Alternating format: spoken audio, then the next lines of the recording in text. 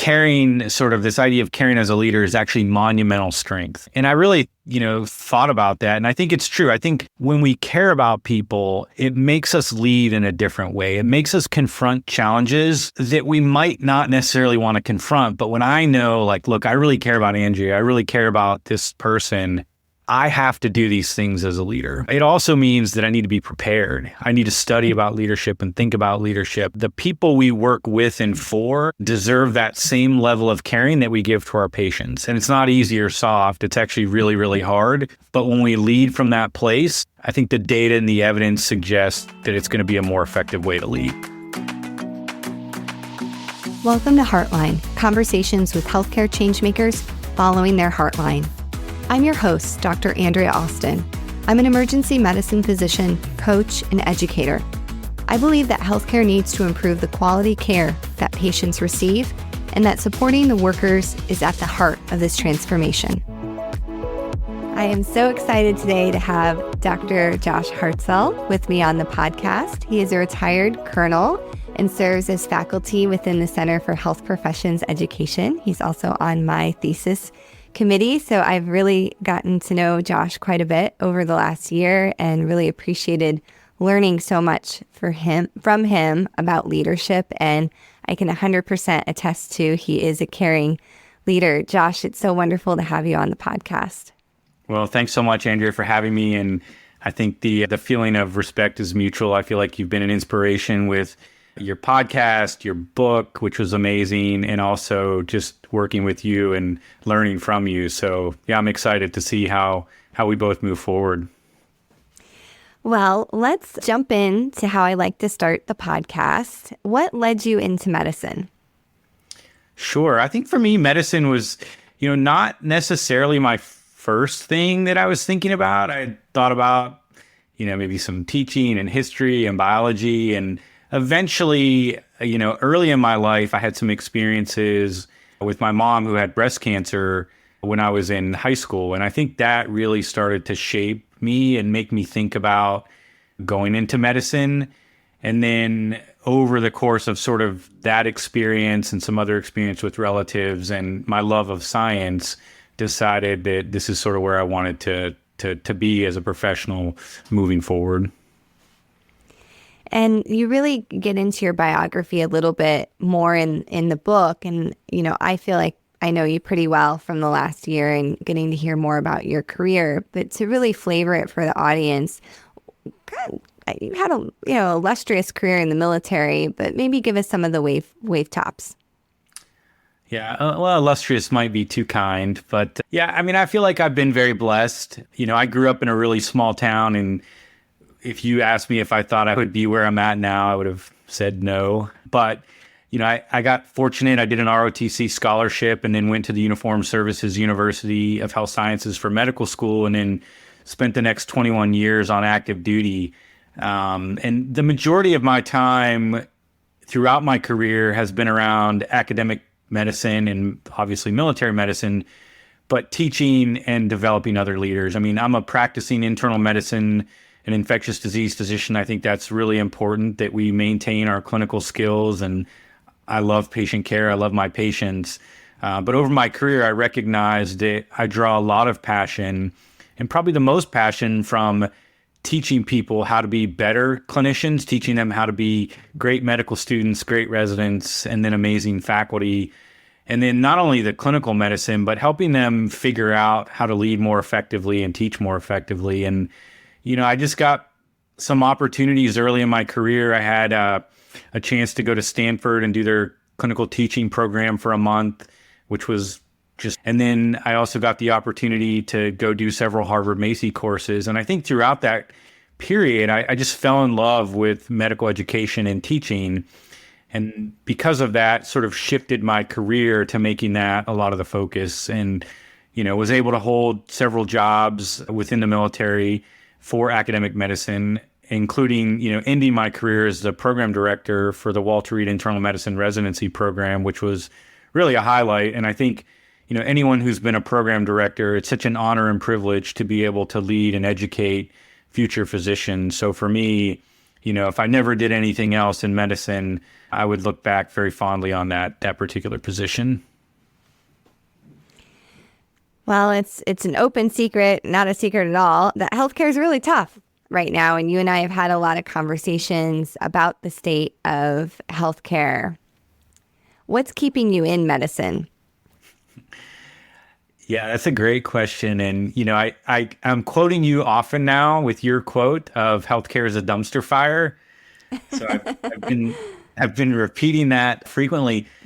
For me, I think it's a couple things. One is, at the end of the day, there are patients and families who we're taking care of. And, as I mentioned earlier, my experience with healthcare was, my mom was taken care of from and by some amazing physicians and nurses. And I've had other experiences over my life where I've just seen the impact that you can have at the patient care level. So I still really enjoy that and draw a lot of satisfaction from it.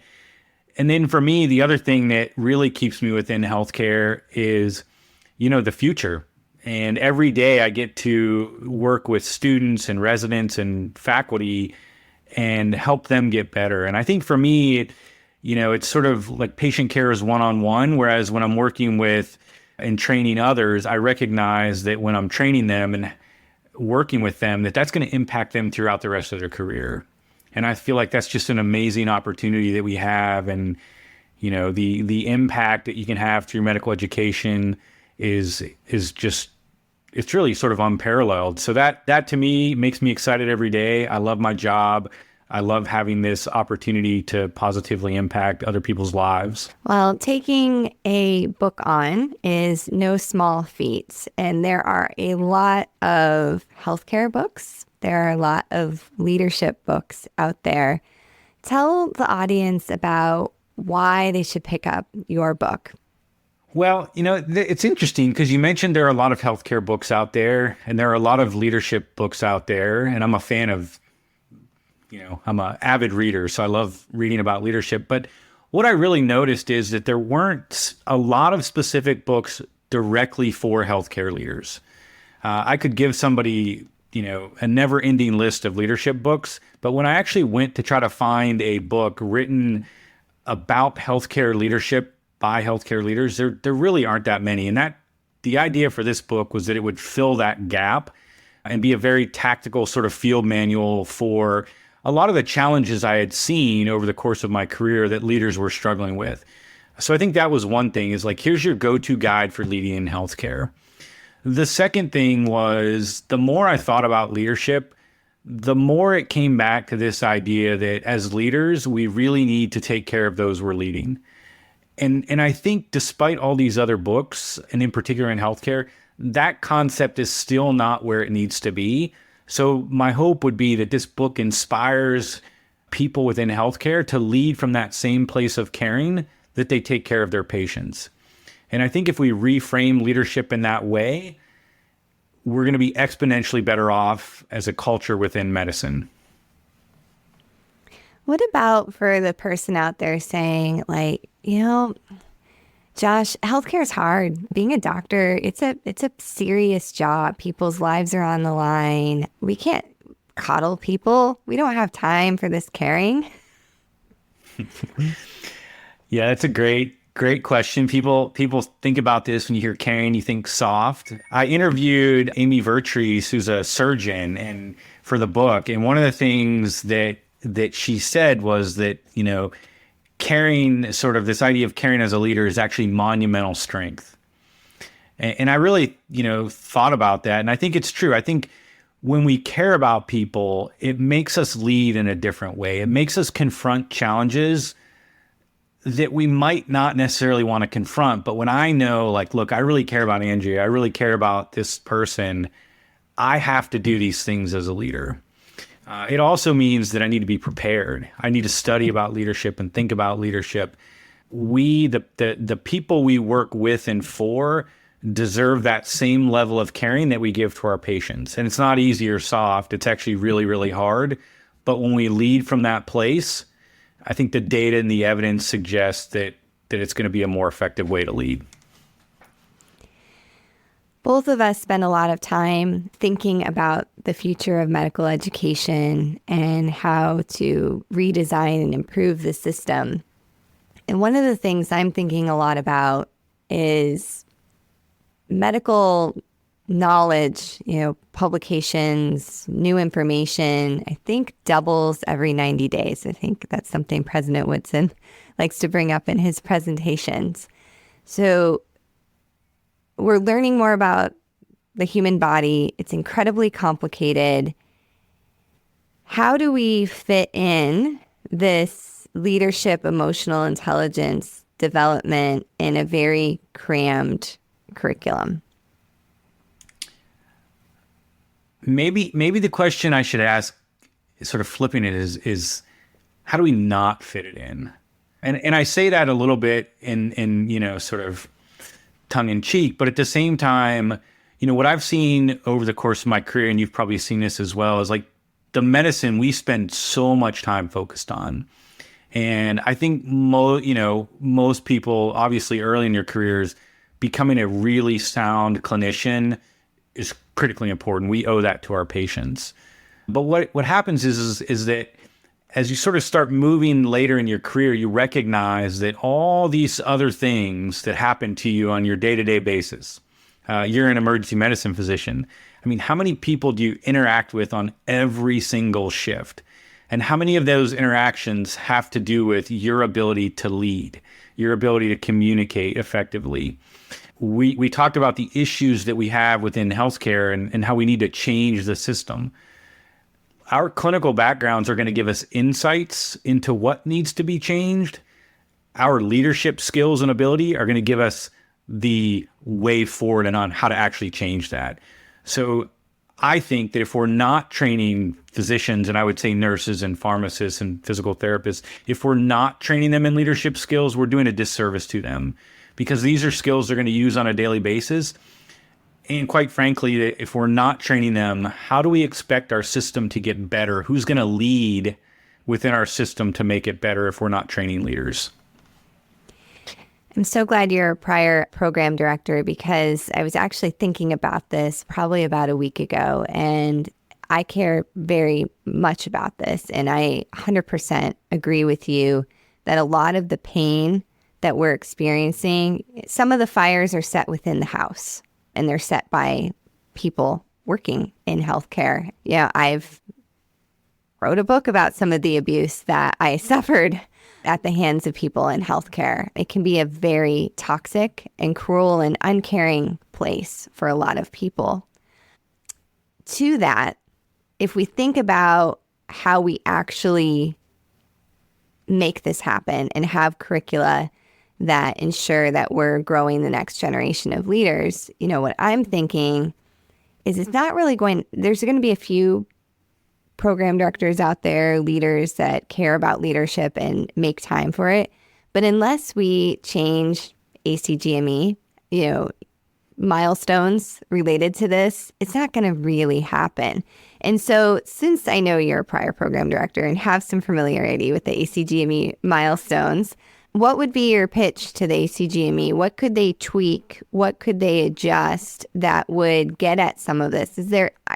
I'm trying to remember right now, there are the systems level things that are mentioned in the milestones, but they're not very, to my recollection, they really don't get at some of the very concrete behavioral things that you mention in your book. So you get to be head of ACGME, or you're giving a keynote to program directors. What are you saying? This is how we need to change the milestones to ensure we have the leaders for the next generation of healthcare. Yeah, I first want to address something that you said earlier, which was, that there's a lot of ineffective leadership in healthcare, and some of that leadership is toxic in creating environments that we don't want to work in. And I think for me, the important point is, everyone who goes into healthcare, and I believe this, whether you're a physician, nurse, healthcare administrator, we all have good intentions. Like people wake up and they want to do what's right for patients. They want to do what's right for the healthcare team. And I think part of the problem is we don't know how to lead in a way that's caring. We just haven't seen these examples, and we don't know what the tangible steps are.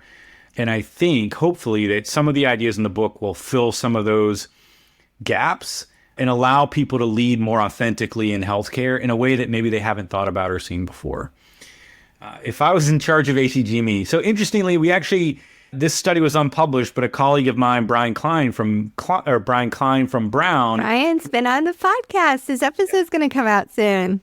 So love Brian. We actually looked at all the ACGME milestones to see where leadership actually exists within them. And there are smatterings, but you're correct. There is no specific milestone dedicated to leadership development. Mark True and some colleagues and I wrote an editorial a couple years ago. We actually said, is there a time for a requirement?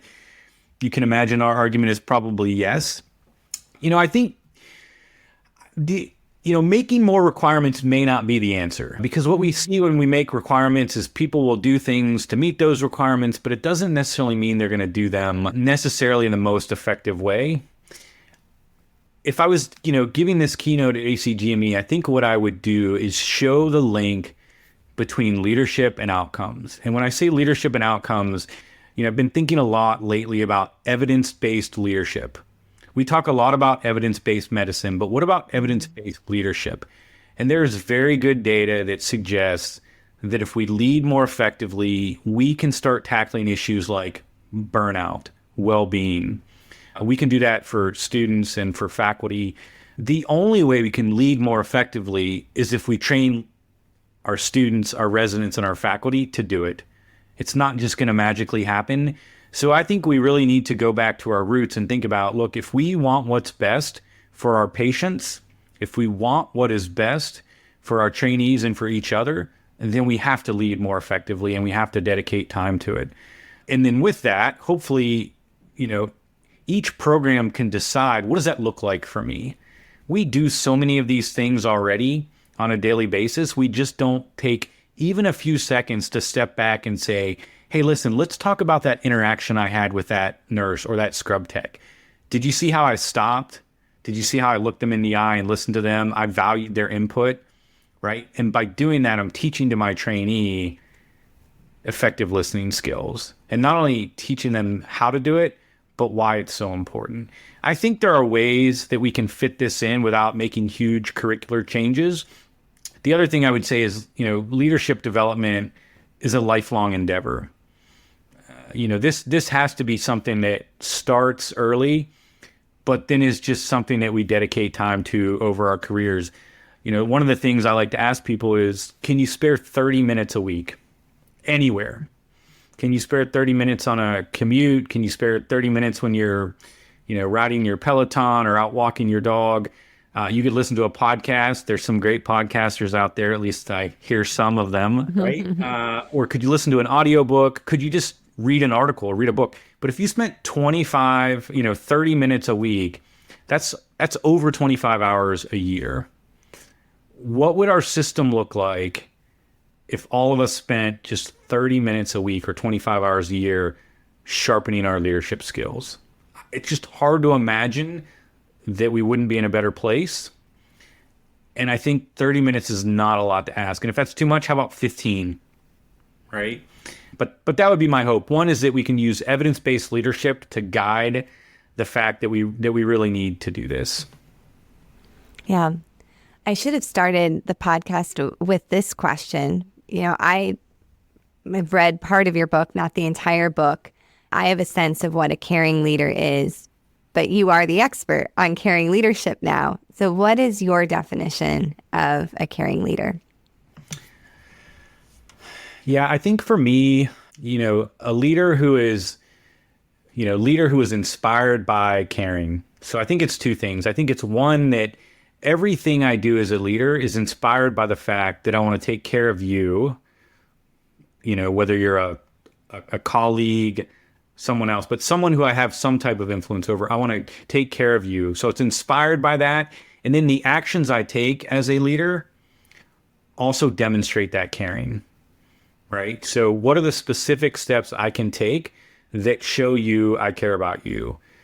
I think if you've worked for a leader who exemplifies caring, then I think we look at those leaders and we say, well, I would do anything for that person. If they called me today and they asked me to do something, I would do it. And when you ask them why, the answer is, well, I know that that leader really cared about me. So the question I think we have to ask ourselves as leaders every day is, what am I doing so that the people I lead know I care about them? Does this action I'm about to take, will it lead to the people who I'm supposed to be, quote unquote, in charge of or taking care of it? Will it lead to them knowing that I care about them? If the answer is yes, I think you're on the right track. If the answer is no, I think you have to ask yourself, why am I taking that action? Right? It's almost like caring is your litmus test for the actions you take and the decisions you make as a leader. Yeah, I think that's a great question for people to ask themselves. And I also think, and I think about the administrators walking around the hospital, I think a lot of them actually do care. It's very easy to say that they don't or assume that they don't because of how much disarray is in the healthcare system. But coming back to that behavior thing, like how is it actually being demonstrated? And I'm going to give you a leadership problem to solve on the fly here. So one of the things that get under my skin, there's many, but one of the major ones is Doctor's Day. I think Doctor's Day is a joke. I think the crappy gifts that some organizations give are just laughable. So now you've moved on from CEO of ACGME. You're now CEO of a healthcare organization that the well-being numbers are not good for the doctors. Morale is low. And Doctor's Day is coming up. It's actually in March. So you have some time to prepare your team. You've got a decent sized budget for your organization. And what are you going to do? Well, that's certainly a challenge and not an easy question. And I didn't give you that one in advance. No, I think it's a great question, though. I think for me, I can't answer that question because I don't know what the people in my organization want or need necessarily. So I think if I'm planning a doctor's day or a nurse's day or administrator's day, we have all these different days. I need to go to them and ask them what they would find most valuable. What would they want on that day? If anything, hopefully they would want something, but like what would honor them in terms of their well-being? And, the other thing is I think these days, while they're nice, we need to be practicing treating the healthcare team, like they're important, they're valued, and they're respected every single day. We don't need one day a year for that. We need to make that an everyday activity. So I think when I'm asking them these questions about how would you like to, I don't know if the right word is celebrate Doctor's Day or Nurse's Day, but what would you like to do on that day? And what can we do better on a day-to-day basis to better serve you? Because look, we know that this one day, which I think is important to recognize people, but you're right. I think it can miss the mark when you're overworked, when you're being asked to do more with less, when your schedules are erratic or unreasonable. And then we're like, okay, well, there's free donuts and there's massages. Like that just misses the mark. So I think I would really listen. I think our job as leaders is to listen and find out what would be valuable, what would be helpful. And I would probably make it clear that this initiative is not just for Doctor's Day. What we're really trying to find out here as a leadership team is how can we better support you every day? Doctor's Day will be part of that. Nurse's Day will be part of that. I think our job is to figure out what those things are that best support the people who work within our system. It does raise the point of gratitude. And, I have a chapter on gratitude in the book. Mm-hmm. I think there is a real shortage of meaningful, sincere gratitude. How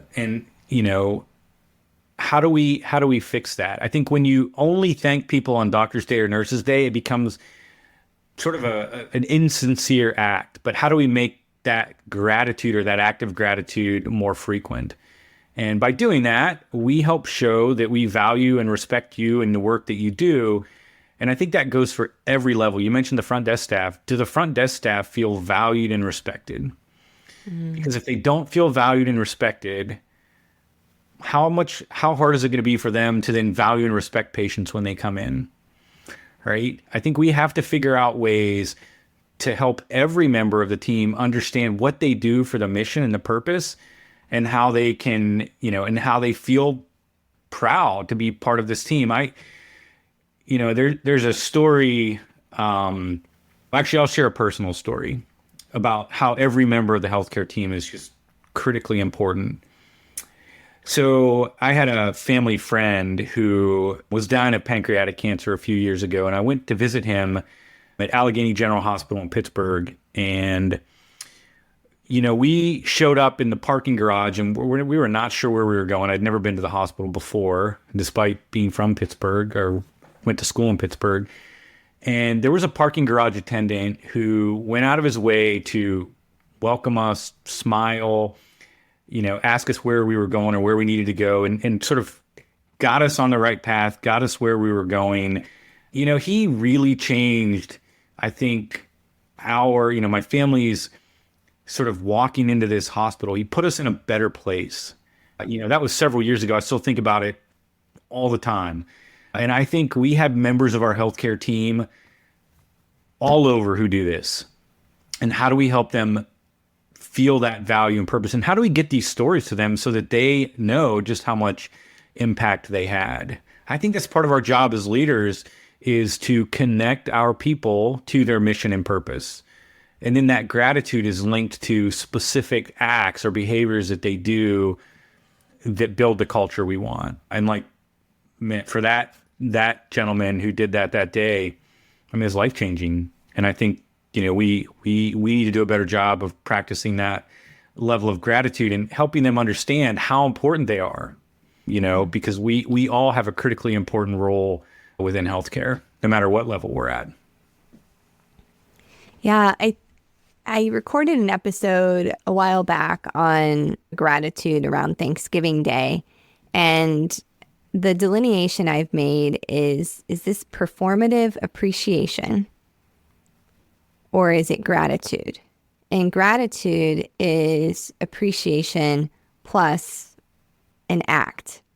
And that act may be just looking the person in the eye and being present. But appreciation for me is kind of this flippant, thank you for your service. And just running, just kind of not even it's different than if you look at somebody and say, welcome home. Thank you for your service. It's completely different. Yeah, I think you're right. To me, I think of it as trying to really pair it with something specific. Not just, oh, great job. Really appreciate all you're doing. All right, what does that mean? What am I doing? Mm-hmm. What do you actually appreciate? Versus, being very specific and tangible with what you say. Hey, I just want to thank you for the Grand Rounds talk you gave the other day. I felt like that was incredibly inspiring to me. You taught me something I didn't know about, a particularly challenging topic of palliative care. You gave me a new way to think about and approach patients. I'm really grateful that you did that talk. And I just wanted you to know how much value it had for me. Right? That's really different than great Grand Rounds. Thanks for giving that. Which I think in your point, right, is just kind of a flippant, I know I have to be grateful, so let me say thank you. But it lacks that true sincerity and meaning that really helps people feel good about what they're doing. Yeah. Another tough topic in your book is feedback. And I feel very, very passionate about this. And it's been something really along, as you mature, I think, in medical education and your career. I think it gets easier if you're doing the work and learning about it. But I've watched around me, and there's been several times in my career where somebody's been at risk. They've been in a tough spot that if they don't get some timely, accurate feedback, they're really going to have, they may not finish their residency. They may not be able to have a fulfilling career. And so I feel like it's a moral imperative to give good feedback, but it's hard. So I've really given you can go in any direction you want, but what were maybe some of the biggest insights or some of the things that you think your book provides maybe a deepening of wisdom on this topic? Well, I think your story partly hits it spot on in some ways. And that's that if I care about you, and my hope would be that we all care about the people we work with, and I see you doing something that's not going to help you be successful, or at worst, it's going to hurt a patient, right? Like, I have to give you feedback. It's really uncomfortable. This may not go well. You may be mad at me, but if I care about you, then I have to embrace that discomfort and give you feedback. That was a life-changing sort of like idea to me that I have to do it. If I care, I have to do it. So I come back to that. And I think that concept is something that, again, when you're thinking about, should I give this person feedback? Should I not? Just ask yourself the question, if I care about them, should I do it? 99.9% of the time, the answer is going to be yes, you have to do it. So I think that's one, is just, it's an act of caring. The second thing is, how do we do this? And, one of the things I've seen over many years of medical education, but also leading and taking care of people outside of medical education, is that it's difficult to both give and receive feedback. So how do you give it effectively and kindly, and how do you receive it graciously? So we have chapters on both topics. Very often people talk about how to give it, but they rarely, I think, talk about how to receive it. So we tried to, in the book, address it from both angles.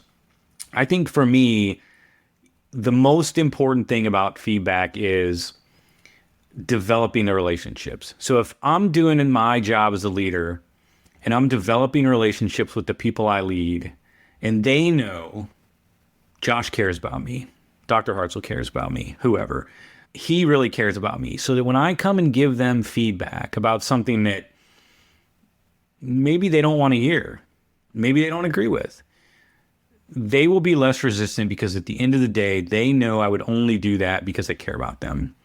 And just to make it clear, I may actually tell them, look, this may be hard for you to hear, but I care about you, and I would feel really bad if I didn't tell you this. You can do with it whatever you want, but you need to hear this.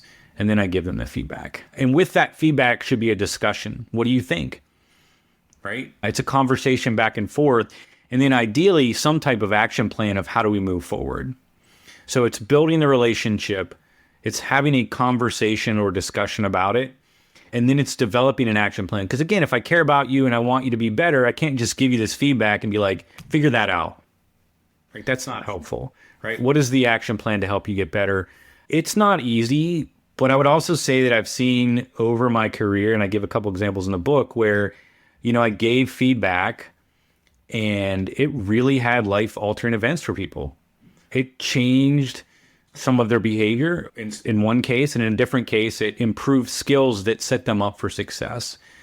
And, I don't think we want to be in a situation where we don't give that feedback and then something happens and you're like, well, I kind of knew that was going to happen. Right? Like, I don't want to live with that regret. So I'm always asking myself, if I care about them, should I give them feedback? And then I have to move forward. And then getting the feedback is just as similar. Look, I've gotten some feedback before that, I don't necessarily always agree with, but I have to accept it graciously, both as an individual and in particular, when you're in a leadership position, you have to set a culture where you can receive feedback. If you don't set that culture and you're unaware of what's going on within your team and within your organization, there's no way for you to be effective. You're going to miss things. People aren't going to tell you things, and it's going to lead to worse outcomes or missed opportunities. And I don't think, we want to do that, because it's an ineffective way of leading. So you have to develop systems as a leader also to get feedback from your entire group. And then how do you manage that feedback and what do you do with it? Yeah, I think the key for whether you're giving feedback or you're receiving feedback is it's so much easier if you have a growth mindset. If you're stuck in perfectionism and one bad review or one bad conversation is career ending in your mind, then feedback is horrifying. But if you're of the mindset that, what I try to, tell trainees is, hey, you're in a 4-year residency program. You get coaching all along the way. It's very rare, if ever, as an attending, you get coaching. So what an opportunity. And also, for me, that kind of lowers the fear factor as the person giving the feedback, because this is just one conversation in many. And maybe if I don't do this perfectly, I'm going to be able to do it again later. We're going to have a follow-up conversation. So I think the growth mindset overlay for everyone involved makes this so much less painful. Yeah, the growth mindset is critical. With that, though, I think we have to create cultures where feedback is the norm. Everyone looks at you and, sees your revitalized book cover in the background on your wall, and it knows that you're an author and knows that you're successful. I mean, you've shared some of your stories in your book, right? So if they read the book, they'll understand that, wow, this was not as smooth as path as I thought, right? But I think for many, they look at successful people and just, sort of are like, wow, they just, everything goes right for them, which is far from the truth. So we need to create cultures where we role model this, where we embrace a growth mindset as leaders, so that the people we're leading feel okay with that. They feel okay being vulnerable and sharing, hey, I'm not really good at central lines. Could we set up another rotation where I get more practice on this? Or, you know what? I am terrified of public speaking. Mm-hmm. Like, I was not very good at this. Is there a way that I could get some coaching on public speaking? Whatever the skill is, whatever you need to improve on, we go throughout this our entire lives. I was just emailing someone earlier today. I've done, I don't even know how many career counseling meetings in my life. I mean, hundreds. But over the summer, I went and got certified to be an executive coach.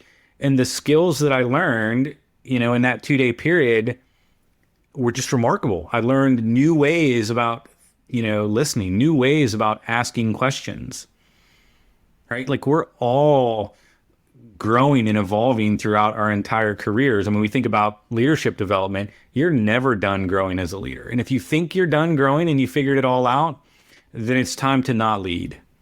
Right. And I think the same is for healthcare. When we see this, you mentioned earlier, like, it's rapidly changing. The things I learned as an infectious disease fellow, some of them are obsolete. Right. And you have to have that growth mindset, whether it's in clinical care, whether it's in leadership or teaching. That's just part of our journeys, is figuring out how to get better. But it's also, how do we teach that skill? How do we role model it and make people feel comfortable with it? Because the fact is, everyone who comes into medicine are highly successful, highly motivated, and they're not used to failing. And then we put them in a system where it's way more complicated, there's way more variables, and everyone fails at some point, right? Yeah. So how do we adapt to that system and make, as you said, this idea of growth mindset sort of more the norm and more acceptable? Well, as we begin winding down, what was your favorite chapter of the book, or the one that you're just most excited to get out into the world? I hadn't really thought of that question. I may say it's the chapter on legacy. And the reason why I would say that is because if you think about how you want your legacy to be as a leader, what do you want to be remembered as? If you decide you want to be a caring, inspired leader, a leader who is inspired by taking care of the people that, we get the opportunity and privilege to lead, to me, that's success. Like, if you take that idea away and you work throughout the rest of your career to take care of the people, whatever that looks like, it's going to look like different for different people. But if you want that to be your legacy, then I feel like the book would be a success. I don't think you can have that as a goal and not be a more effective leader, not make a difference in the people's lives that you interact with on a day-to-day basis. And that's an exciting opportunity. I mean, I would love to think that countless people are going to take that initiative and want to do that. It'll change the culture of medicine. Yeah, 100%. Yeah, I'm a huge fan. I think legacy, the word can make people scared or like think about, the end of their career or even death can come up with the word legacy. But I think working through that, wherever it is. And I think the military in a strange way prepares us to think about legacy all the time, because when you have a change in orders every 3 years or however long it is, you're forced to transition, which is kind of a mini form of legacy creation. Yeah, that's true. I think the other thing for the military is we're surrounded by legacy. We have legacy of these amazing leaders who went before us that we think about, we talk about, that we work with. I think I have had so many role models in my life who I looked up to, and fortunately, a few of them were gracious enough to let me interview them for the book. We want to be part of that legacy. We want to be the next generation of leaders that people look to and say, wow, Dr. Austin is an amazing leader. I want to be like her later in my career, or I want to be like her now. What do I need to do that? It's just a powerful thing to live within that legacy of military medicine. And I think medicine in general is very similar, in many places, but we all have that opportunity to be that leader that someone looks to as an example. And my hope would be that example is one of, they took care of me, and so now I'm going to take care of the people I have the opportunity to lead. Well, what a great way to wind down. So how can our listeners, first of all, hold up a copy of your book? That's such an amazing moment to be able to do that. Oh my gosh, what a beautiful book. And how can people get a copy of it? Yeah, so it should be available multiple places. The easiest probably is by going to Amazon. It'll be there. You can find it. You can also go to my website. I would hope people would be interested in it. I think if they read it, it's going to resonate with them. It's going to allow them to lead from that place of authenticity of healthcare that they went into it, the same way that they're taking care of patients. I love it. And how can people connect with you? What's your preferred social platform and your website? Yeah, so I think for me, like the best way right now is probably LinkedIn. I would just say, go to LinkedIn. We can put the link in the show notes. Yep. My website, we can put that in there as well. But I'd say LinkedIn is definitely where I'm spending most of my time now, and hope to be posting continual ideas so that people can keep thinking about how do we care as leaders. Well, follow me on LinkedIn and I'll give you more ways to do it.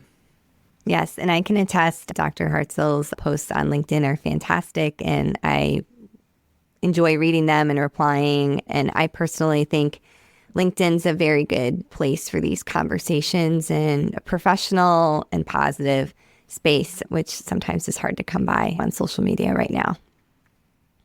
Yeah, I find it to be great. You have a little more room to talk about things, and it's just an opportunity to collaborate so that we can, again, going back to the growth mindset, how do you get better? Well, thank you, Dr. Hartzell, for being on the podcast, and congratulations as one author to another. It is not a small thing to birth a book. I don't know if you've used that metaphor, or maybe they only use it for women, but to birth a book is a big deal. Yeah, no, thank you again for having me. And again, I sincerely appreciate all your work, and I know that you're inspiring a lot of people. So I'm excited to see your journey continue. Thank you. Thanks for listening to Heartline, conversations with healthcare changemakers following their heartlines.